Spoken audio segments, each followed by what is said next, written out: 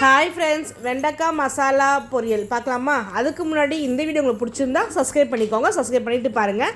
ஒரு பேன் எடுத்துக்கோங்க. பேன் சூடானதுக்கப்புறம் 1.5 ஸ்பூன் எண்ணெய் ஊற்றிக்கோங்க. எண்ணெய் ஊற்றி எண்ணெய் நல்லா காஞ்சதுக்கப்புறம் 1/2 ஸ்பூன் ஜீரகம், 2 ஸ்பூன் வரக்கொத்தமல்லி, 1/4 ஸ்பூன் பெருஞ்சீரகம், 2 வரமிளகா போட்டு காரத்துக்கு இப்போ வரமிளகா போட்டுக்கோங்க.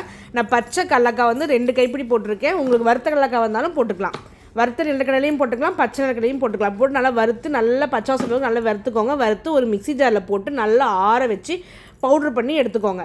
அதே பேனில் நல்லா சூடு பண்ணிக்கோங்க. 2 ஸ்பூன் எண்ணெய் ஊற்றிக்கோங்க. நான் 1/4 கிலோ வெண்டைக்காய் சின்னதாக கட் பண்ணி வச்சுருக்கேன். அதையும் போட்டு நல்லா வதக்கி வளவளப்பு தன்மை போய் ஒரு 90% அதில் வெந்து நல்லா பொரிஞ்சு வந்துருக்கணும். அதுக்கு 1/4 ஸ்பூன் மஞ்சத்தூள், தேவையான உப்பு போட்டு நல்லா வேக வரைக்கும் நல்லா ஸ்லோ ஃப்ளேமில் வச்சு நல்லா வேக வச்சு எடுத்துக்கோங்க. அதுக்கப்புறம் பார்த்திங்க நல்லா இந்த அளவுக்கு வெந்ததுக்கப்புறம் நம்ம அரைச்சி வச்ச பவுட்ரு இருக்குங்களா, அதை அப்படியே மேலாப்பில் தூவிடுங்க.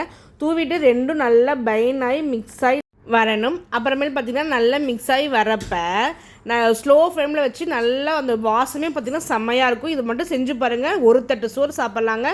வெண்டைக்காய் மசாலா பொரியல் ரெடி.